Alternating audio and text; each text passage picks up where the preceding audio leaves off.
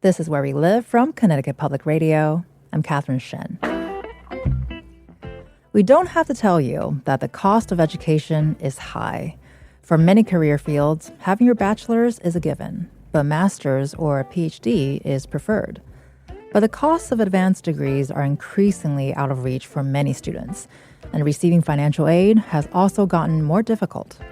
Today, we get an update on financial aid and hear what some Connecticut institutions are doing to make their graduate programs more accessible for all students.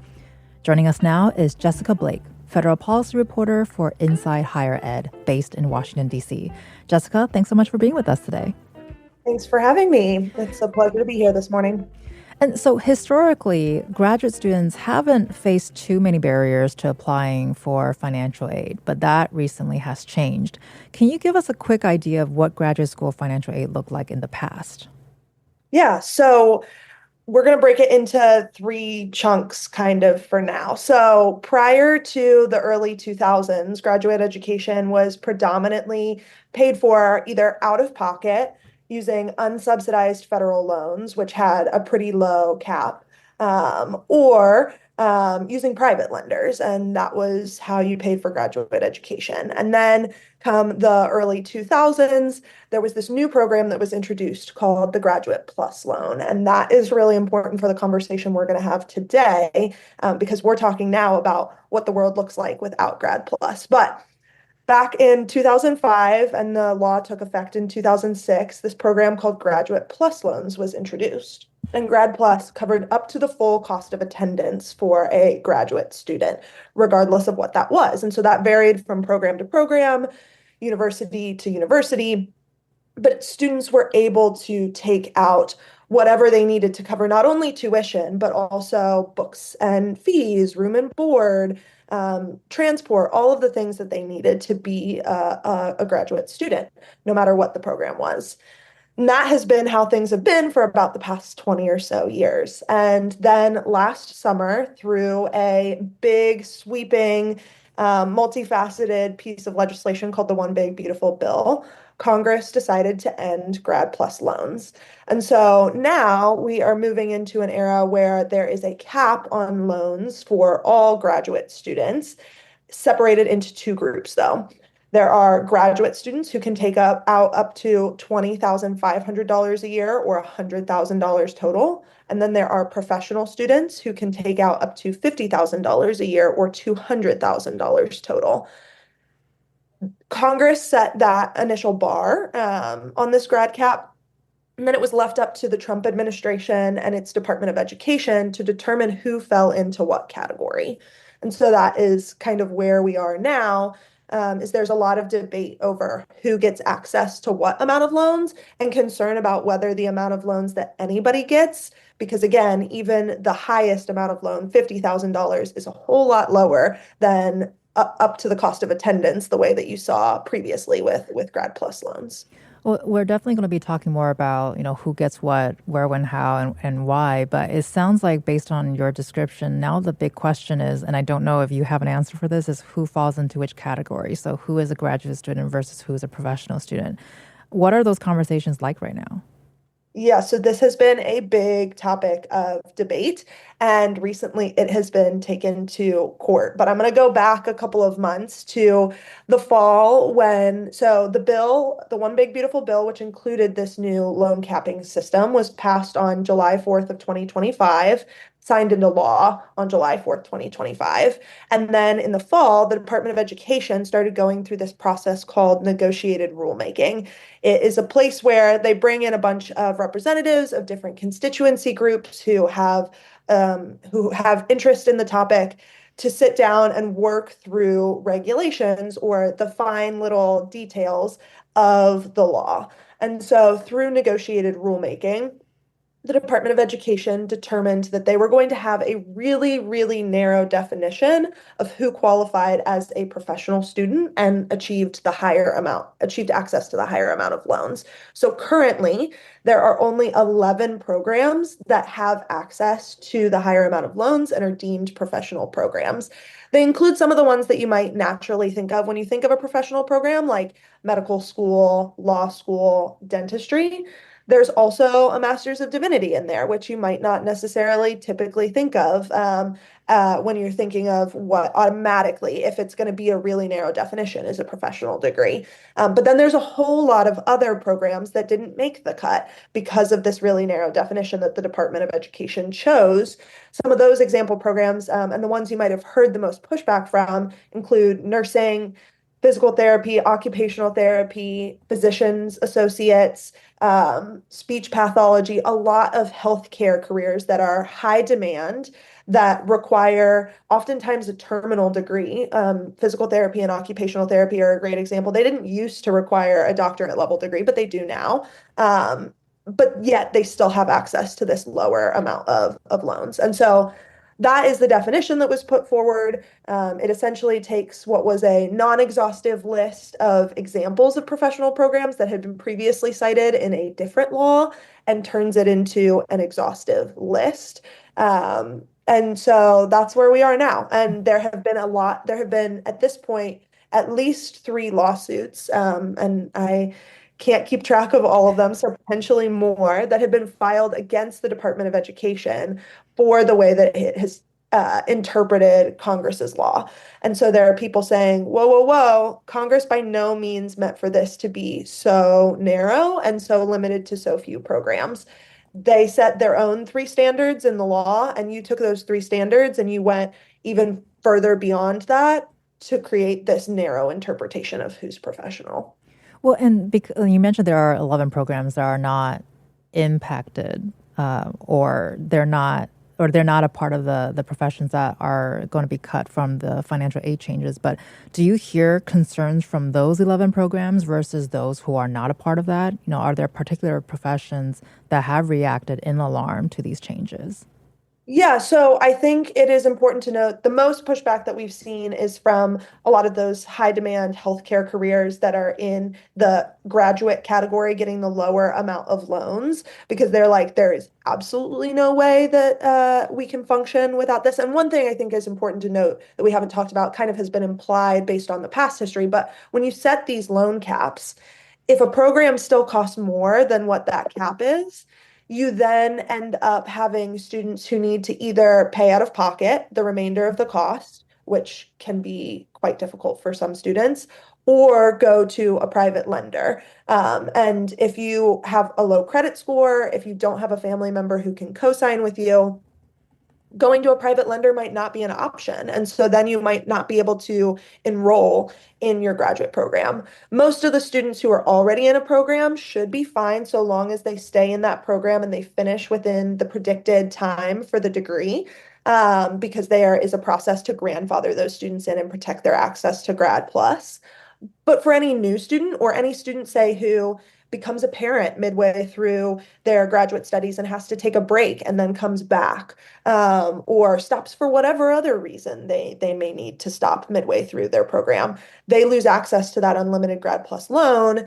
Then they have to find a different way to pay. And if they are not able to access private loans because of the underwriting and the standards that private lenders have about who they're giving their money to and whether those people will be able to pay it back, there's a loss of access there. And so even while we're hearing the most pushback from a lot of the healthcare programs, there is still pushback from the programs that qualify as professional because they are concerned that even the $50,000 a year is not going to be enough. If you think about the cost of some of the most prestigious law and medical schools, it's far more than $50,000 a year. And so there is concern about how will low income first generation college students be able to continue to afford these programs that are keys for socioeconomic mobility. Now, that one, there's not as much room to sue on because Congress was very clear in the law. Here is where we are setting the bar, but there's hope that perhaps Congress down the road might think about raising that, or there's other ways to be expressing your concern about this aside from just lawsuits. Well, and there has been a lot of conversation and movement on that here in Connecticut as well. So during this past legislative year, Connecticut lawmakers worked with the Connecticut Higher Education Supplemental Loan Authority. And so together they set up a state student loan program for graduate students. And Democratic State Representative Greg Haddad had recently spoke with us about the program, saying it was in response to the federal loan caps under the Trump administration that you mentioned just now, and those limits cap borrowing for what he calls certain blue-collar professional degrees. And Haddad represents Mansfield and is a member of the Higher Education Committee. Things like nursing, physical and occupational therapy, business degrees and engineering degrees, social work, and even teachers or education degrees. And a lot of those degrees and those professions are things that we really need in Connecticut. We're short of nurses, and we're short of teachers. Social workers provide a number of really critical services to residents in Connecticut. So, Jessica, I think he has echoed a lot of what you shared earlier in terms of the programs that are being cut or not cut, but it's very weedy, as you say. So it's a little confusing for people to follow. And short our nurses, short our teachers. These are things that we've been hearing, I think, for many, many years. Is there anything you want to add to what we just heard from State Representative Haddad? I think the key thing that I am going to be focusing on is how these court cases play out and if there is any kind of block that is put up before the loan caps are set to take effect, which is another date we haven't talked about. That is coming up here quickly on July 1st, 2026. So this will start taking effect very soon. And so the courts have limited time to act to block it from taking effect. Now, we could always see a blockage and injunction of some type down the road. But if they're going to create any, there's been a lot of confusion in financial aid offices.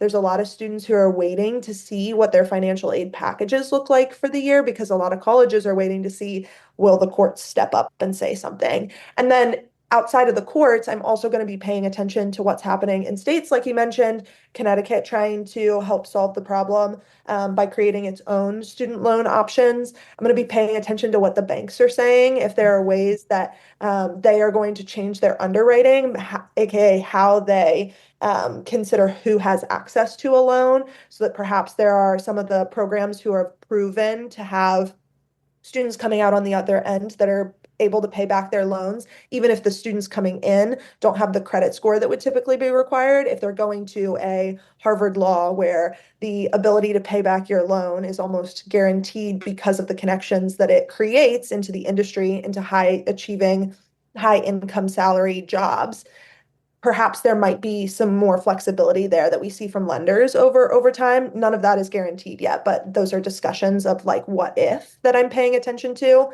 And then I'm also paying attention to legislation on Capitol Hill. There are some lawmakers who have said, whoa, whoa, whoa, this is not at all what we intended when we wrote this law, is for you to have such a narrow definition and to cut out key high demand public service roles like teaching, social work, nursing. And so they've proposed legislation that would explicitly require the Department of Education to include more programs in the professional degree category. So those are some things that I'm paying attention to. And I'm paying attention to what it's going to mean for, and if it does take effect, there's no blockage, there's no action from Capitol Hill, and this does take effect. What's it going to mean for graduate programs of all types? Are there going to be declines in enrollment that affect the amount of revenue the colleges are bringing in and then therefore affect the ability to keep the doors open for those programs? And if they're programs that are high demand careers like nursing, teaching, social work, they're not getting the revenue they need anymore, they have to close their doors. What does that mean for the communities around them when there is less of a workforce development pipeline? So those are going to be some things that I'm paying attention to here over the next few months and years. And sort of building on what you just shared, especially when it comes to policy change and myself having covered education many years, I feel like every couple of years, the conversation about the value of higher education always comes around every once in a while. And of course, now it's at the forefront of our minds for many different reasons. So do you think that has informed this particular policy change, or what are you hearing from where you're sitting, your storytelling? What are you hearing from people about what they think about the value of higher education? Yeah, that's another point that we haven't talked about is what drove this to be created, this loan cap to be created in the first place. And the Republicans who were behind this are oftentimes saying, yeah, there is a question of the cost of a college degree and whether or not it's worth it. And many are saying that with Grad Plus, because it was a unlimited cap, essentially, it was up to the full cost of attendance, that colleges used that as a reason to keep raising the price. Because if your students can get the money from the federal government, borrow the money from the federal government to finance their education up to whatever cost the university says it's going to be, why wouldn't the colleges just keep raising the price is what they say theoretically. And so they're hoping that setting these loan caps will force colleges to drive the cost down because, again, if students can't finance, they're not going to enroll. And if they don't enroll, any revenue that they would have gained is revenue lost. And so there's that hope there, but we don't know how that's actually going to play out. But it all comes from this question of the cost of higher education and is it worth it? And so we're going to see a lot of conversation from colleges about whether or not they're actually able to drive the cost down, or if there are things that are beyond their control, standards that are set by accreditors or the judgments of quality of higher education that they have to meet that have costs of equipment that they have to have in their facilities, number of years that they have to educate their students. I mean, for example, we talked about physical therapy and occupational therapy. Those used to be not requiring a doctoral degree that was 3 or 4 years of study. You used to be able to knock it out in a shorter grad program. Accreditors have said now you have to have a certain length of time of study for your program. That drives up cost because there's more time, more classes, more instructors. So, and there's other things like equipment. And so we're going to see if they actually can bring the costs down, and that's going to affect the conversation. So, yeah, there's a lot of this is driven by the conversations of question of return on investment for institutions. And then we're going to see a lot of conversation on the back end of how this changes the view of whether or not college is worth it, as we see potentially students not able to enroll and then see the after effects of what happens if you don't get that degree. So yeah, it is a key aspect of conversation. And I think it's really driving a lot of higher ed policy at the moment. It is an underlying drumbeat to a lot of the conversations, even if it doesn't seem immediately evident. Right. And it sounds like this new program could impact the cost of college in so many different ways. And we've been talking about how the barriers for students wanting to get into grad programs could be higher depending on where they want to go. But how have colleges reacted to these loan caps? Are they ready for it? Is there some scrambling or a mix of the two? A lot of colleges are trying to figure it out.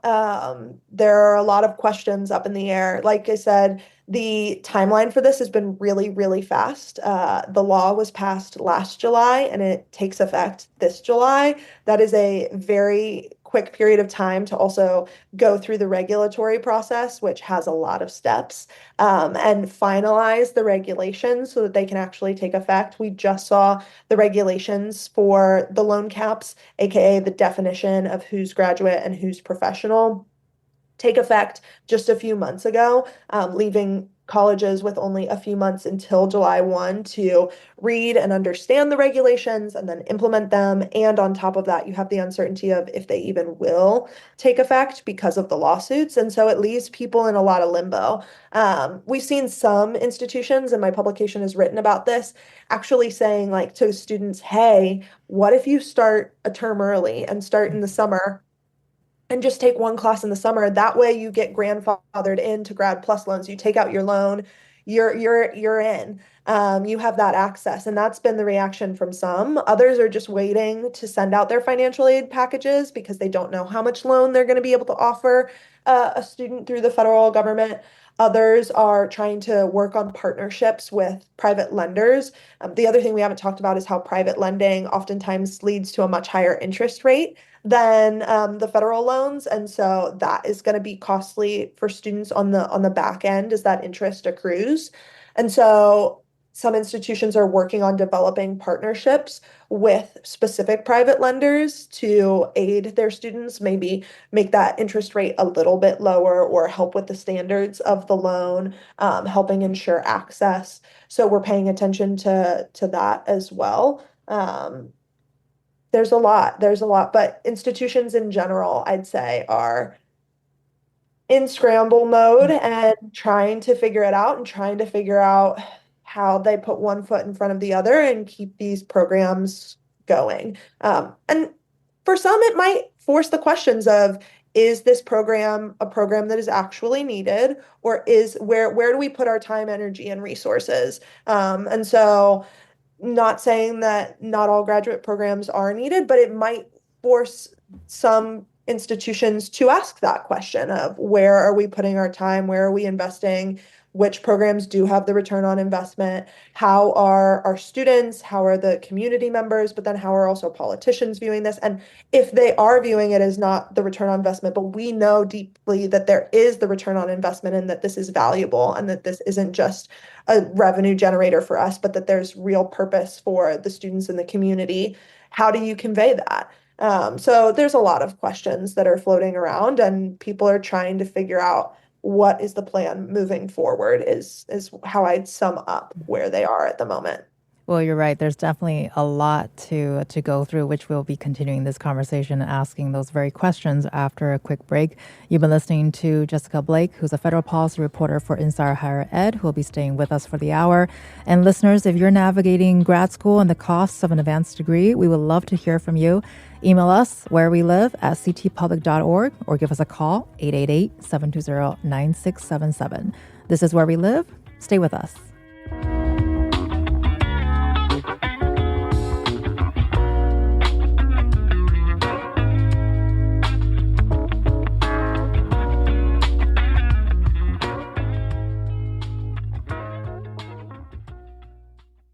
This is Where We Live from Connecticut Public Radio. I'm Catherine Shen.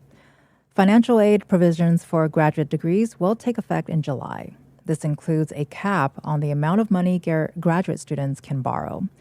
Many schools are already rethinking how they support their grad students. Joining us now is Kimberly Pinder, Dean of the Yale School of Art. She's working on making the Yale MFA degrees debt-free. Kimberly, thank you so much for joining us today. Thanks so much for having me. And also with us is Emily Roberts. She's a financial educator and owner of Personal Finance for PhDs, providing professional development programming and financial workshops for students. Emily, appreciate you being here as well. Thank you so much for inviting me. And of course, still with us is Jessica Blake, who you were listening to earlier, federal policy reporter for Insider Higher Ed. And Kimberly, I wanted to ask, you were listening to the conversation earlier with Jessica, and she outlined some of the changes made to financial aid and how it's impacting graduate students. Anything that jumped out to you, or are you already seeing the impacts? Well, we have always been seeing the impact of our students trying to pay for attending the MFA program, which has had a tuition increase of 3 to almost 4% almost every year. And so that is a reality that has always been there.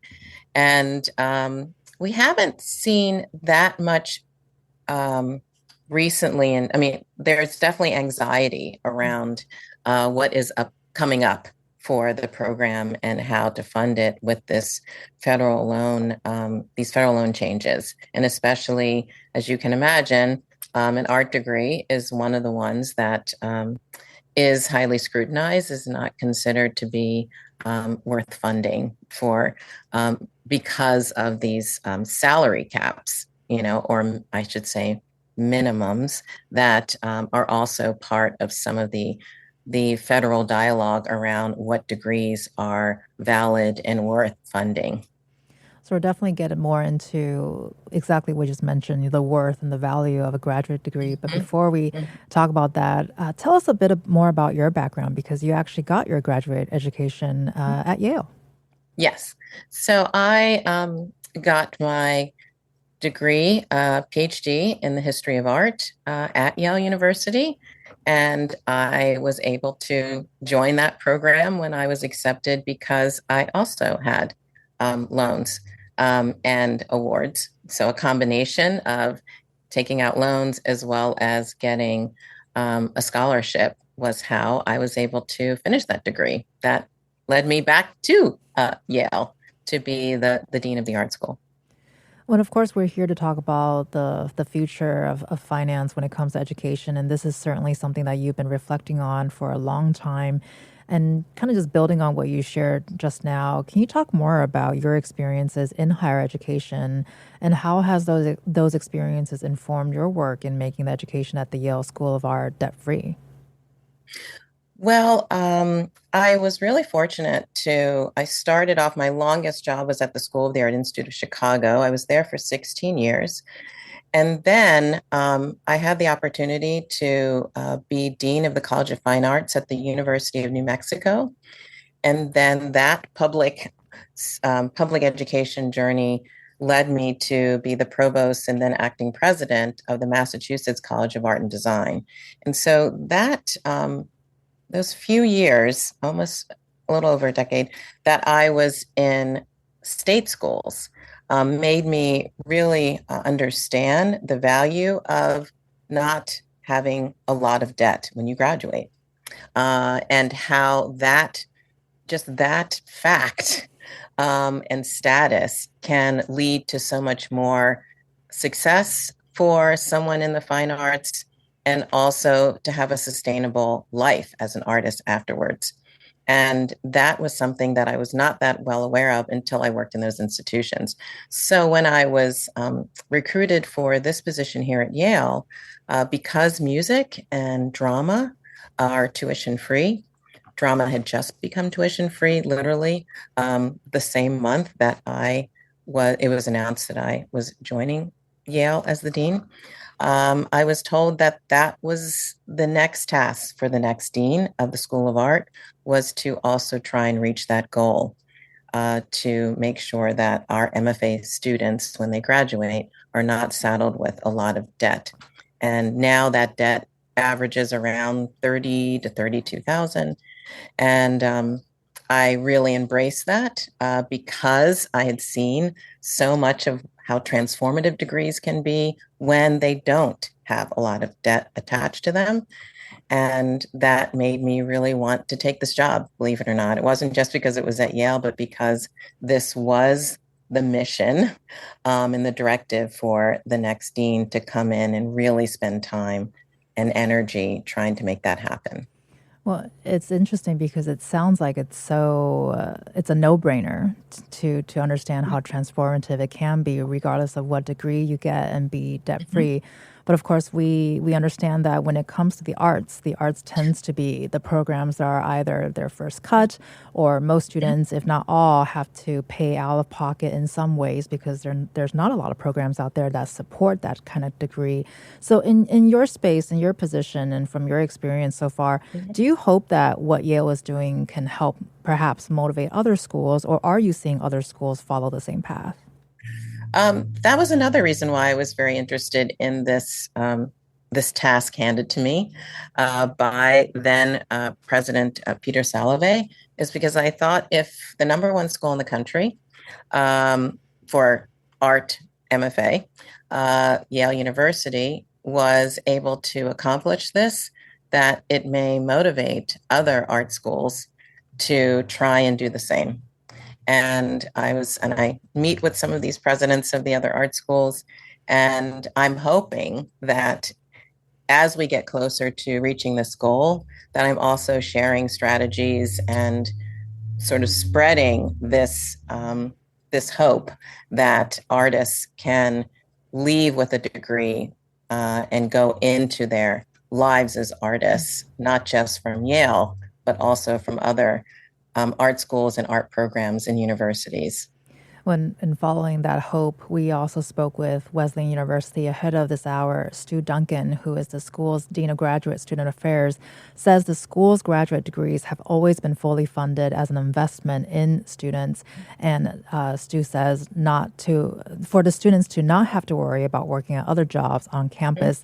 He says the school wants graduate students to be able to bring their full selves physically, which he also says allows students to interact with their colleagues and friends and develop good social connections.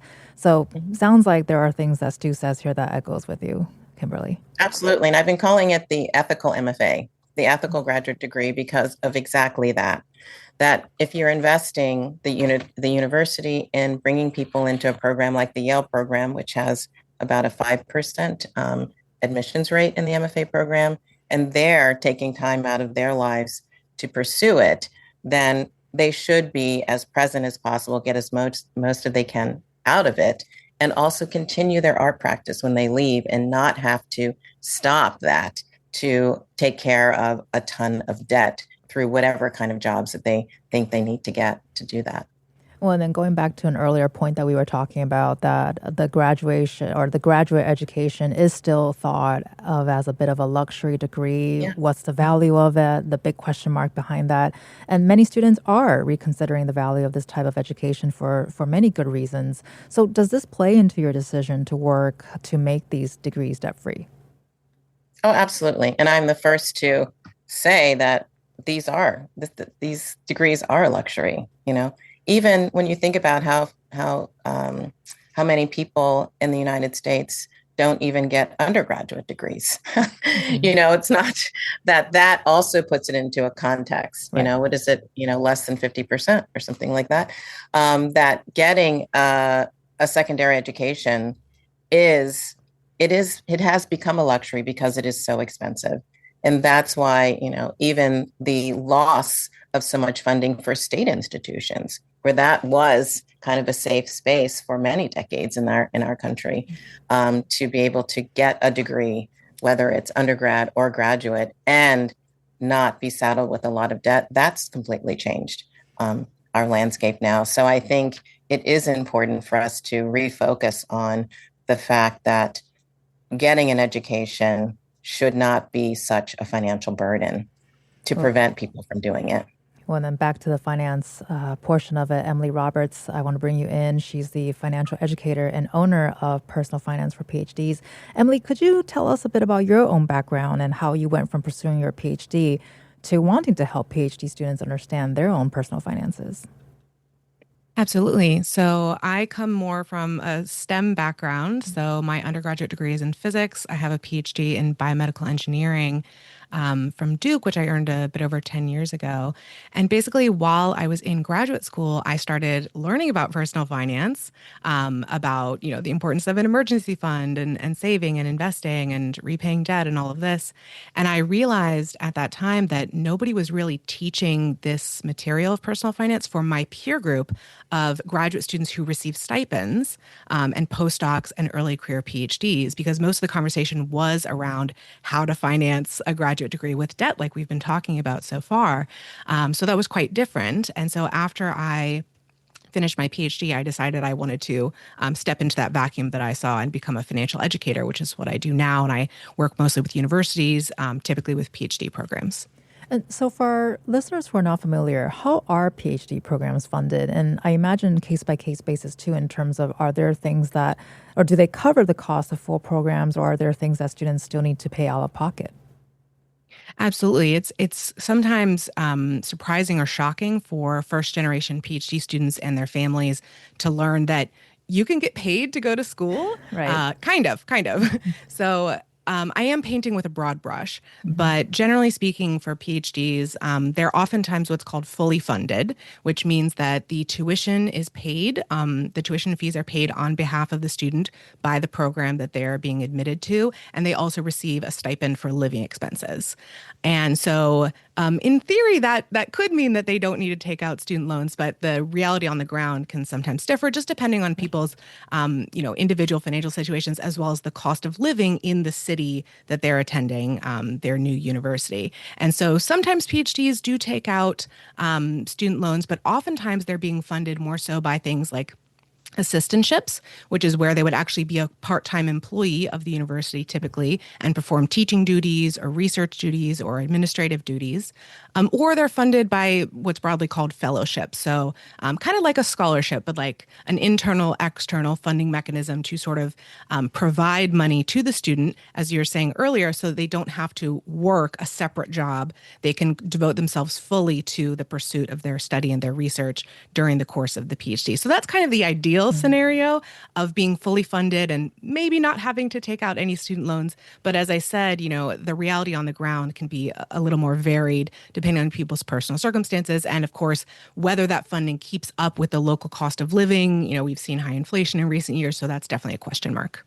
Well, I wasn't even thinking about it this way until you mentioned it just now, where actually getting a PhD is a job in of itself. So it's interesting to see that, some may be fully funded, some maybe not, when it's basically 24/7 for some, it sounds like. And I think when it comes to financial aid, we typically think about tuition first. And Kimberly, I'm curious to hear in terms of what you're seeing, because cost of tuition is one thing, but often when going to grad school, additional costs can add up, which could be rent or conferences or maybe other additional programs relating to the study. Yeah, that's a whole nother thing. Like when you say tuition free, that sounds amazing. And obviously it is, especially if a tuition may cost upwards of $50,000 a year. And that's wonderful. However, there's all this other stuff like for our students living in New Haven.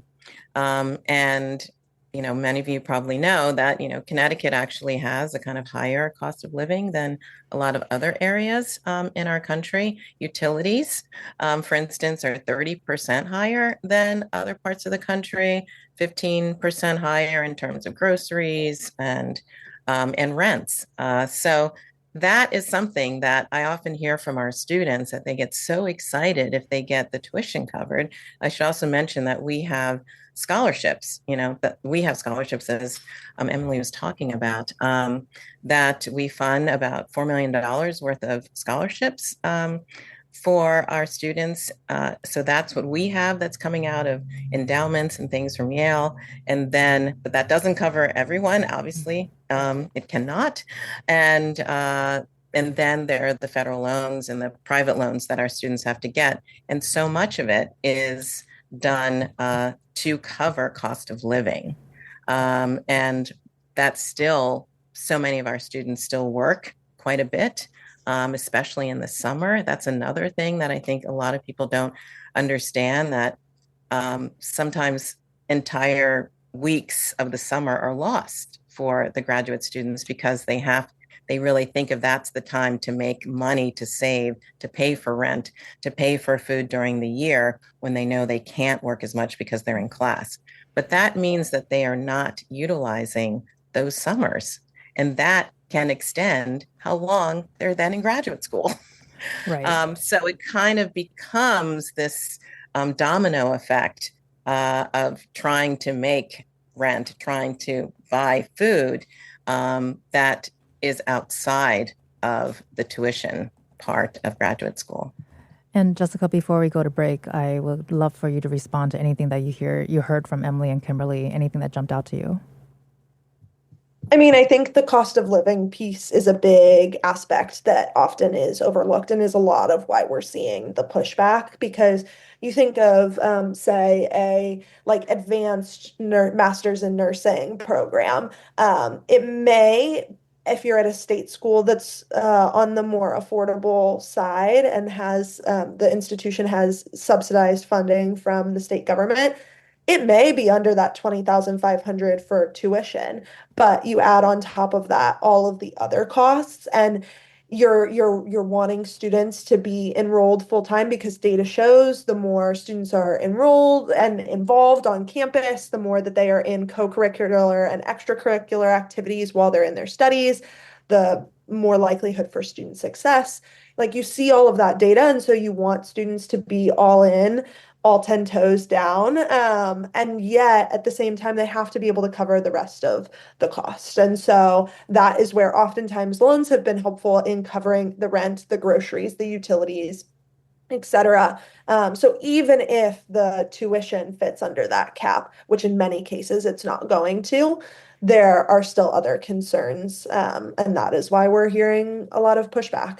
But it's interesting to hear I mean, I had talked earlier about how at Inside Higher Ed, we've been covering a lot of the state initiatives, the work with banks, the legal challenges to try and create solutions to this, but to hear the conversation of different ways that institutions are trying to actually bring down that tuition so that students can graduate debt-free is quite interesting, and definitely will be following the work that those kinds of programs, including Kimberly's, are doing across the country and in the years ahead. And we'll be. I also wanted to jump in with health insurance. Really quickly here. So that's another important thing, because when you think about undergrads often are still under their parents' health care plan, so they can opt out of the university or college health plan. But our graduate students are not, they're older. So that's a whole nother thing. And they're often required to have it. And so I've always been surprised at that being thrown in there. People are with the cost of living for any grad degree. And we can get deeper on that after a quick break. Staying with us is Emily Roberts, Kimberly Pinder, and Jessica Blake. Let us know if you're navigating grad school and financial aid. Love to hear from you. Email us wherewelive@ctpublic.org or give us a call 888-720-9677.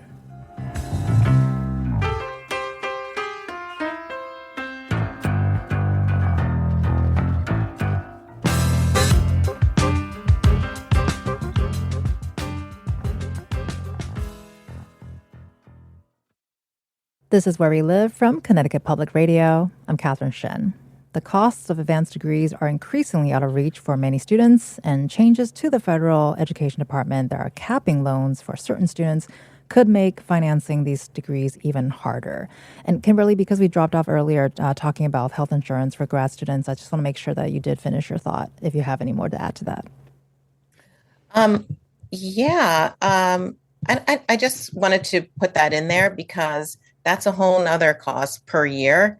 Like for us in our graduate program, it's $3,700. That is in addition to rent and buying food and tuition, as well as supplies that can vary depending on what arts field that you're in or whatever graduate program you're in. So you had asked about sort of additional costs that we don't always think about when we're like tuition. We talk so much about tuition. There's a whole nother cost that has to be added into every single year of a graduate program. Well, I'm glad you brought that up because that is a big one. And Emily, you were also listening earlier in the hour from Jessica about the new Grad Plus program, the caps that we've been talking about borrowing for certain graduate degrees.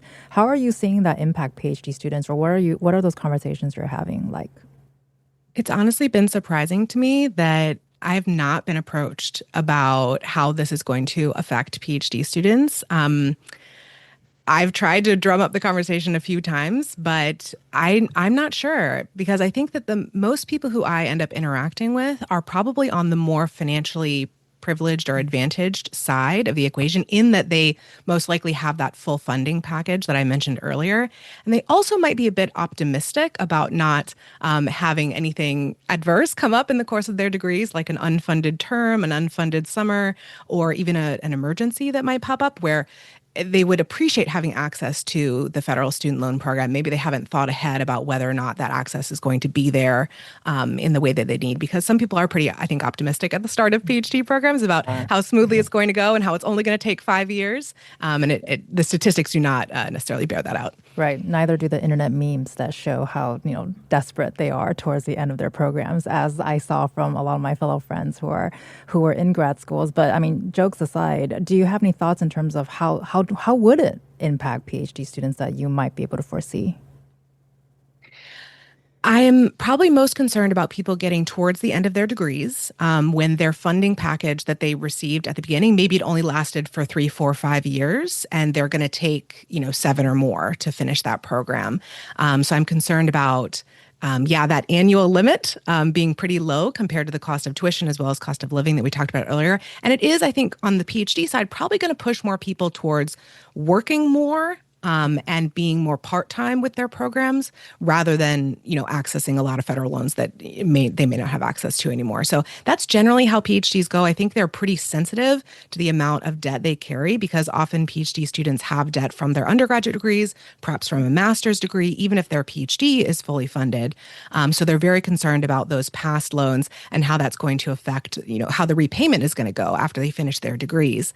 I also want my audience of PhD students to know that there's going to be changes in the repayment plan options if they are taking out loans post, July 1st, 2026, as of now. And so the income-driven repayment programs that were available to them before may not be available to them if they are considered new borrowers after that date. And so that's just something I want people to look at really carefully because if they were depending on those older income-driven repayment borrow plans, which had more favorable terms for the borrower, and they do have high debt loads, perhaps from those earlier degrees, they may really want to consider heavily whether they want to take out any federal student loans going forward, and perhaps the private market would be better to retain their access to those older loan programs.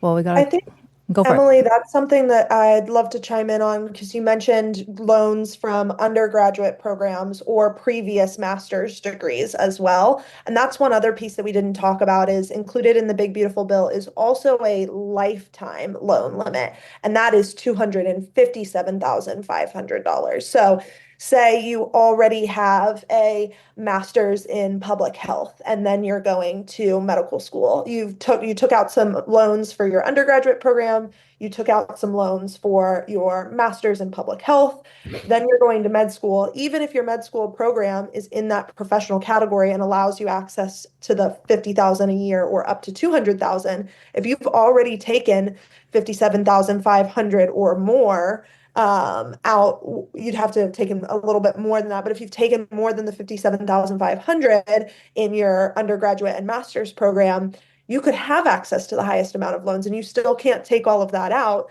because you have already hit that lifetime limit. And so that drives you to needing private lending access sooner. And we all know that medical school, oftentimes you are not getting out with just 200,000. So you already needed that access to begin with because of the cost of your program. And it's just going to come up sooner, your need for that. And it's going to push you to have to figure out who you're going to help you finance your education sooner. Well, and actually related to that, Kimberly, we got about a minute left here. Throughout the hour, we've been talking about the value of higher ed degrees being questioned, and this is especially happening for students pursuing art degrees. And in the age of AI, talking about that almost on a daily basis, I think, and a challenging economy, why is it important to pursue art degrees?